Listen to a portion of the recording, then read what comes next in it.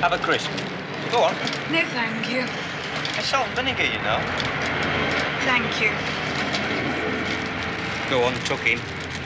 I've got a bag of roast ox as well. Did you go all the way? I beg your pardon. Did you go all the way to London? Yes, yes. Me too. My brother Brian's down there. Oh, and Steve. Yeah, Brian will put me up for a couple of nights. He's got a big place, you see. Oh, yes? Yeah.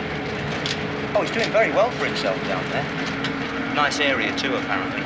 Notting Hill Gate. Do you know it? Not very well, no.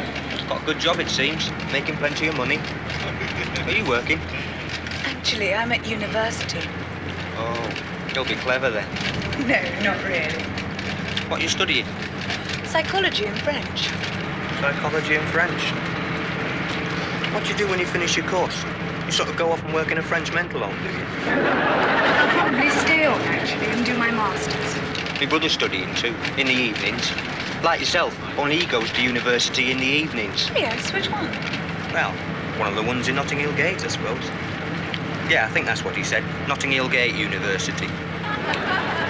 But I'm moving down, you see. He doesn't know I'm coming, but he won't mind much of it on. He's got his big place, you see, self-contained. Whereabouts do you live? Hall of Residence. Perhaps I can come round and see you. Well, I'm rather busy revising for my exams. Oh, of course. That's important. But Brian, my brother, he's really fallen on his feet, you know. Got a nice place, good job, studying for his qualifications. And he's got a steady girlfriend. I know it all sounds a bit boring, but, well, he's gone a long way. Wait until he sees me. Be a real surprise for him. Yes, I'm sure it will. Do you mind if I have a cigarette? No. What I meant was, do you mind if I have one of yours?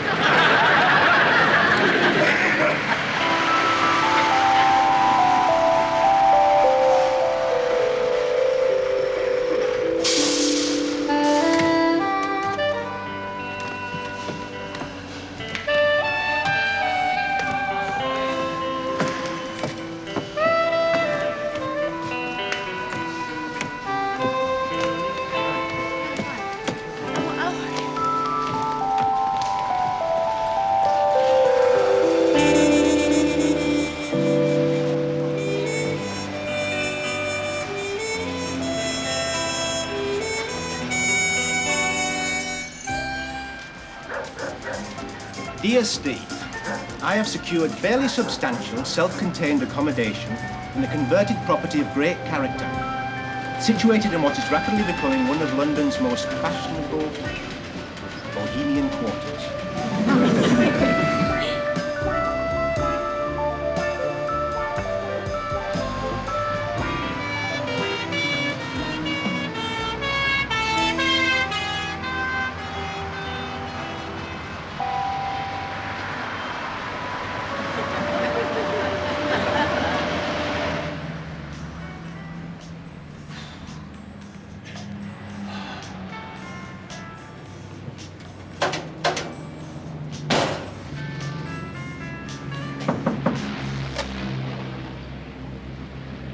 Coming. Steve! Hello, Brian. Steve! Hello. I'll come to see you. Front door was open, so I came in. Yeah, right. Just it's getting on, you know. Didn't expect you. Well, you better come in a minute. Thanks.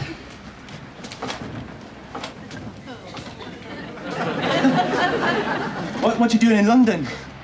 Well, I'm not disturbing you. No. Sorry about the mess. Oh, no, that's all right. I was just passing by, so I thought I'd drop in. Oh, you're just passing through? Yeah. Well, where are you on your way to, then? Well, actually, I was coming here. Ah. you like a cup of tea? Yeah, thanks. So this is where you live then, Brian? Yes, this is where I live, Steve. Very nice.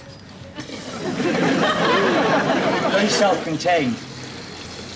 With your own sink and everything.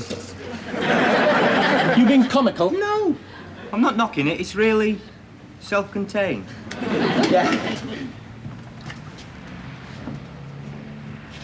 Looks like a good sink as well. Oh, yes. Makes a big difference having the sink. Yeah, it must. And you got the 2 taps? Yeah. One is for the cold and the other, is for the hot. That's handy. Because we was wondering, me and Dad, whether you'd have your own sink, like. He said you wouldn't, but I said no, of course he would. Wouldn't catch Brian in a place without his own sink. No, right on, right. Good for you, Steve. I mean, wake up in the middle of the night or anything. Well, you've got to have something to pee in without having to scout around for him to milk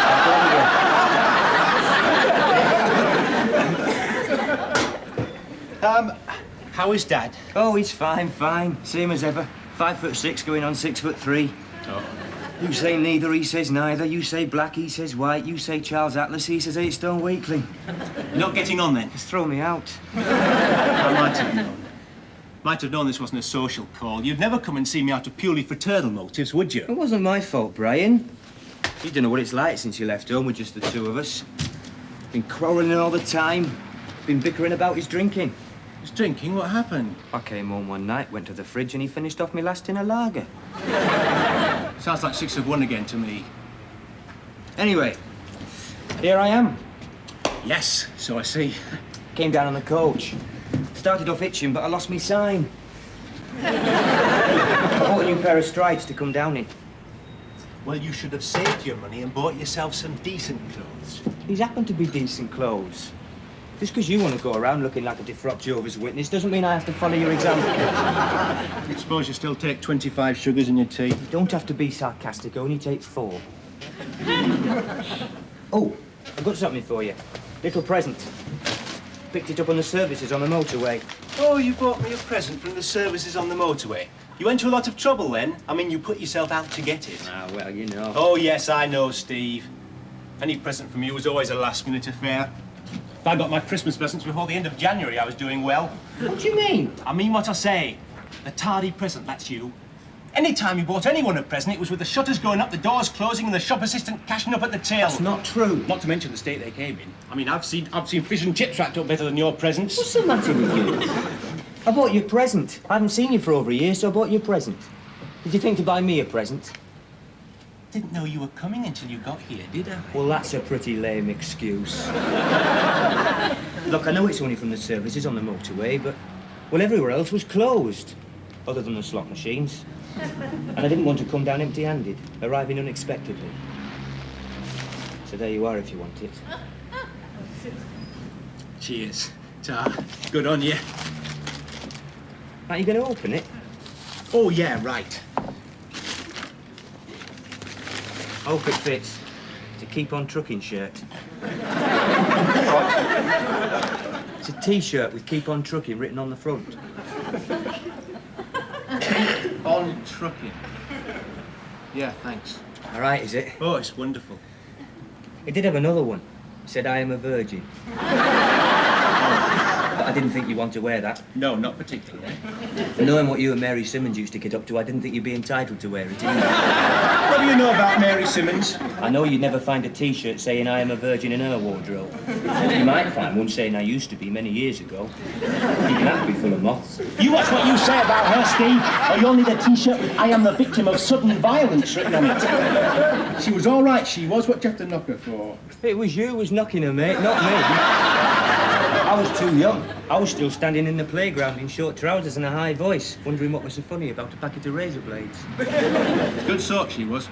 Pointed many a promising fifth former in the right direction, eh?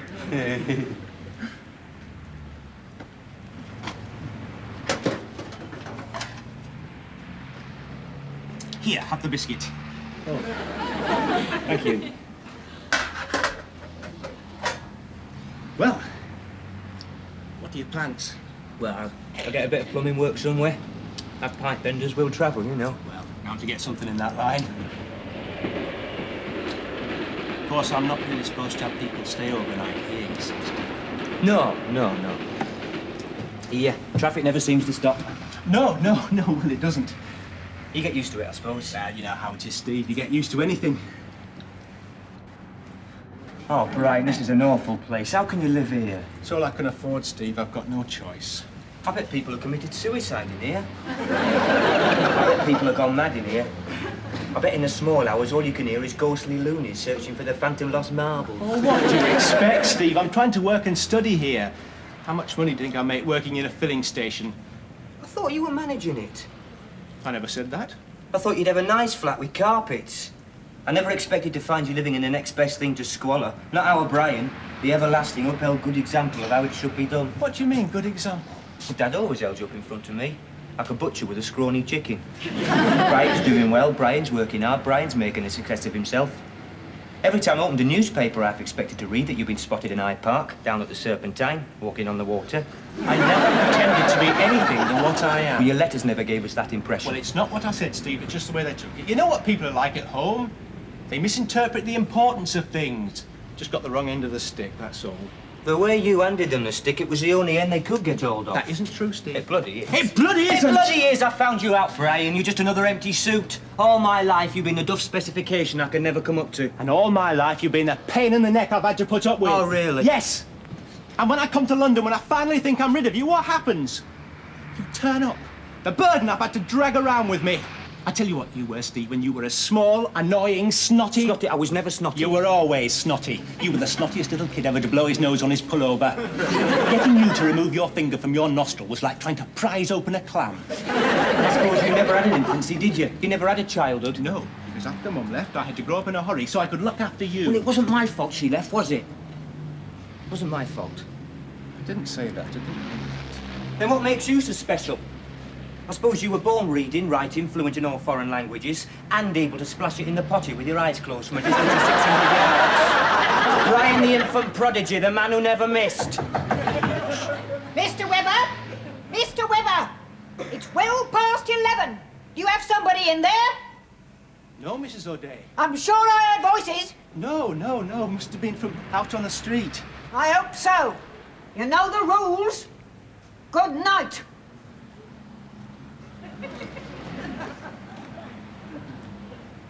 Sorry I came, now. I'd like to say different, Steve, but so am I.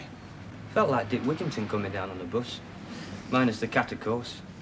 Have your belongings in a big checked handkerchief, tied on the end of a pole, travelling hopefully.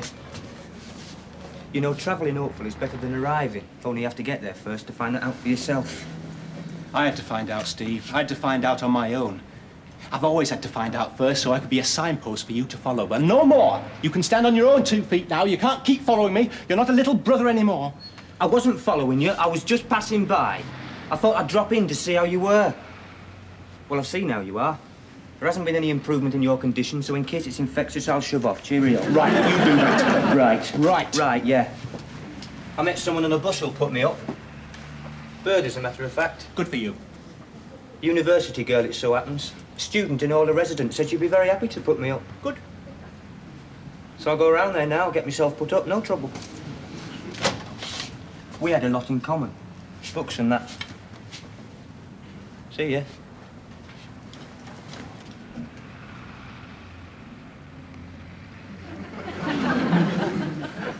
Steve. Yes, Brian? Where are you going, Steve? I don't know, Brian. I haven't got anywhere to go. I only know you. Close the door. No, it's all right. No, I'll go and sleep in the station. I'll find a bench on the embankment if there's any vacancies. Can you give me directions to the embankment, please, and I won't trouble you anymore?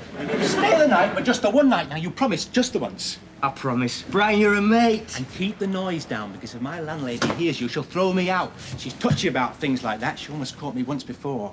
You see, Steve, I've got a heavy thing going with a chick. You got a what?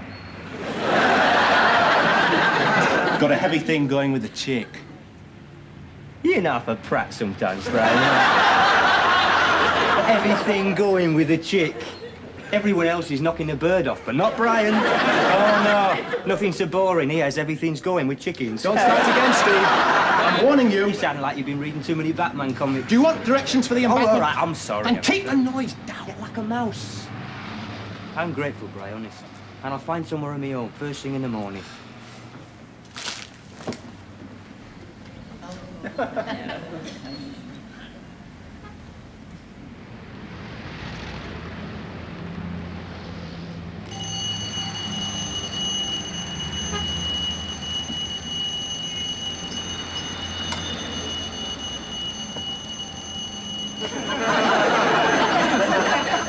Right, wake up. What's up? What's the matter? Clock's ringing. I can't hear you. The clock's ringing. Your clock is ringing. Well, turn it off. It's your clock, isn't it? Blimey. Thank you very much. Oi, What? why are you getting up then? Oh, what's it to you?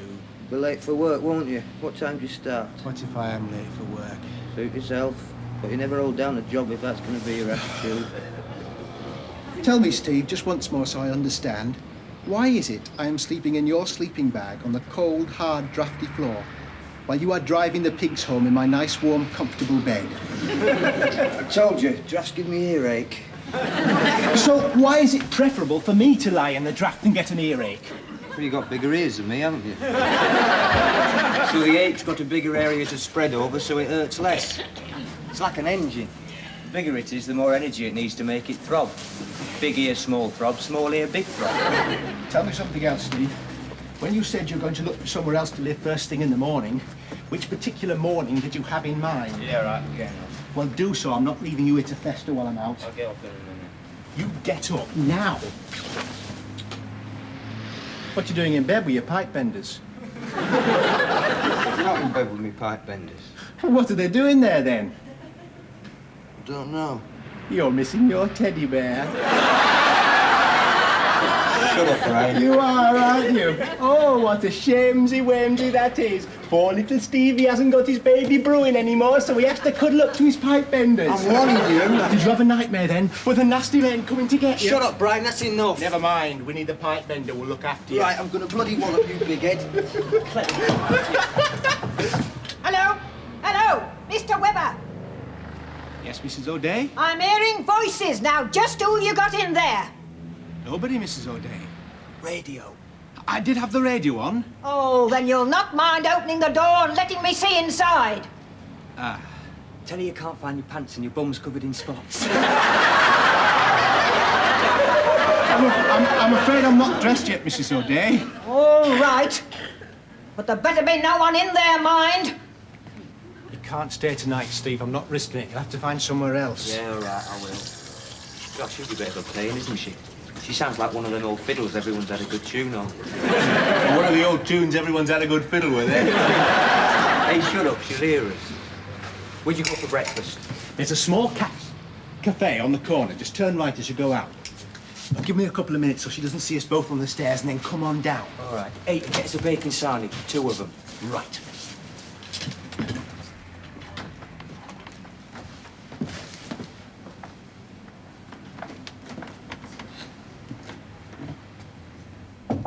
Mr. Webber, are you in there, please? No, he's gone to have his breakfast. Thank you.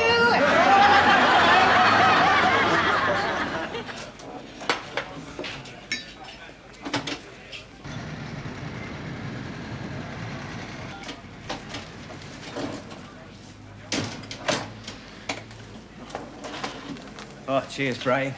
Great. Didn't see you on the stairs, did she? Who? Mrs. O'Day. No. You are sure? Yes. Didn't see me, honest. All the news is bad again, then?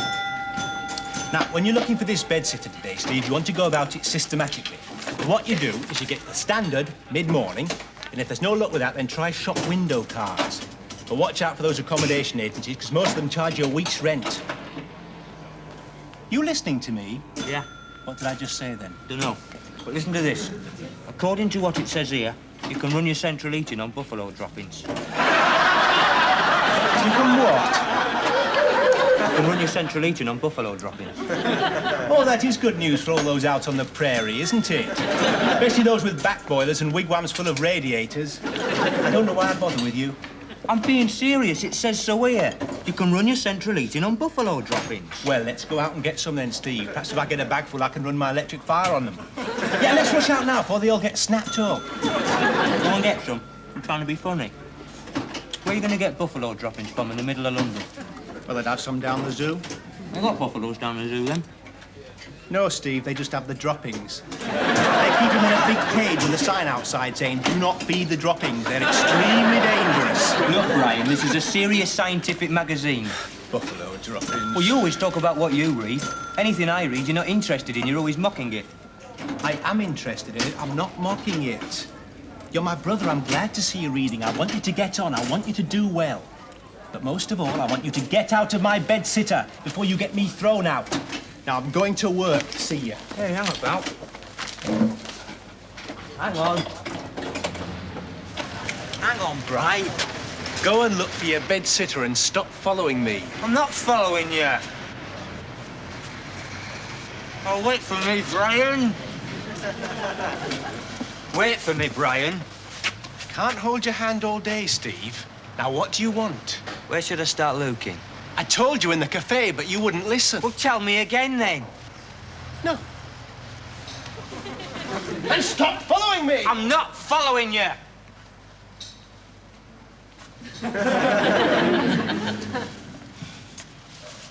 Newspapers, window cards, accommodation agencies, right? And stop following me!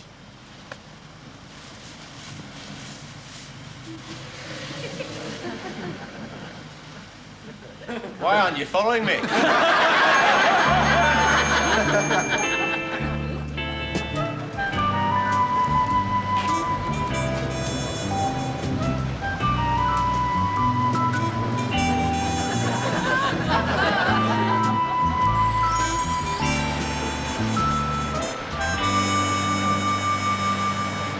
£80 a week? God, blimey.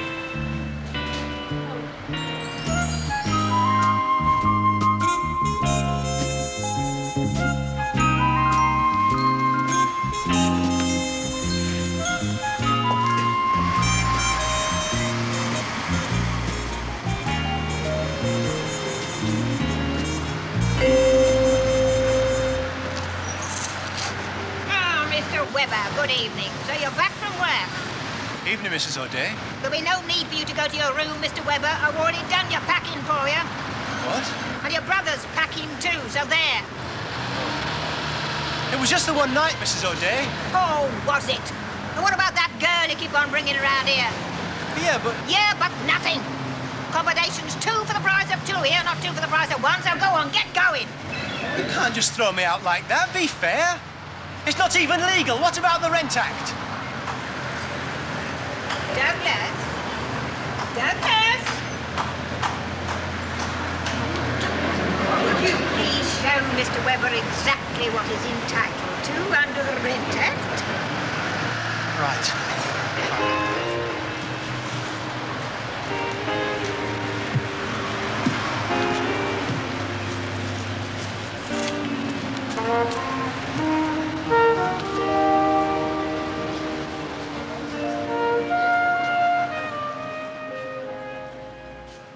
Hello, Brian. Do you want a tip? No, thank you. I found somewhere. I was going to come round for me stuff. I've saved you a journey then, haven't I? Where are you going? Good question. Are you having a break for a couple of days? I've been evicted, haven't I? Thanks to you.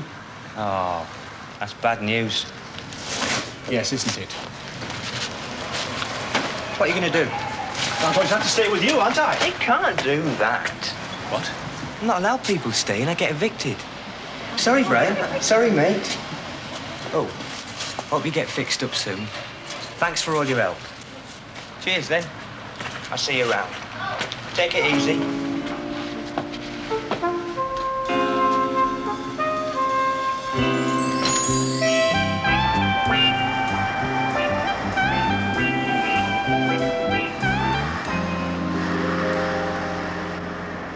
Hello, Brian.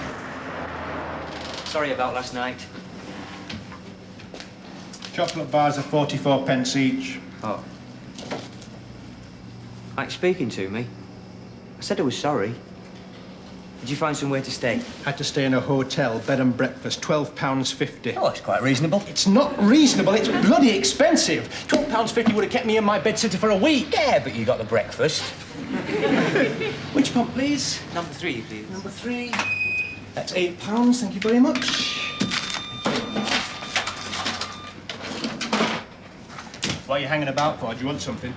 How about 8 gallons of 4-star pumped up your nose? All right, you've had your righteous wrath and your moment of splendour. I was in the wrong, I'm sorry. I've come to do the decent thing now. I've come to apologise. I'm sorry, all right? I accept your humble apology and your grovelling self-abasement. Oh, you do not want your money's worth, don't you? Chocolate bars are 44p each. Look, what popped in to ask was, how would you like it if we got a double bed sit together?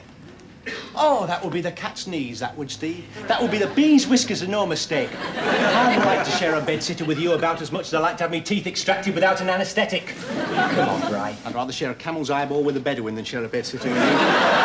There's no reason to be like that. I didn't have to come here. I've gone out of my way to help you and do you a favour. If you would just concentrate on not doing me any favours, it would be the biggest favour you could ever do me. Look, there's a vacant double in... It's a fire, okay, mate? There's a vacant... Thanks very much. There is a vacant double in the house I'm in. She's holding it until 4 o'clock. So why don't you nip round now and have a look at it? What's the rent? £19 a week, but that's only £9.50 each. £9.50. I'd have to see it, mind. We'll nip round now. Don't get off till 6 o'clock. Take a late lunch. I took an early one. I'll stand in for you. You? Well, it's only a till, Brian, blimey. You've only got to sit in your duff end and poke a few buttons. I suppose you sit there thinking you're at Houston Control, do you? Beam me up, Scotty, it's Sci-Fi Bri, the intergalactic wonder. Speaking as the only person I know who can divide 2 into 2 and still have something left over, what would you know about it? Go on, I'll look after it. All right.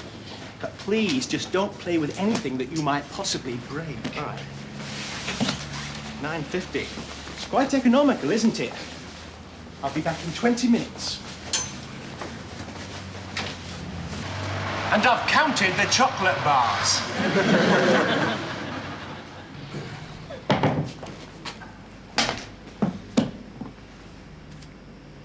Time for a quick one.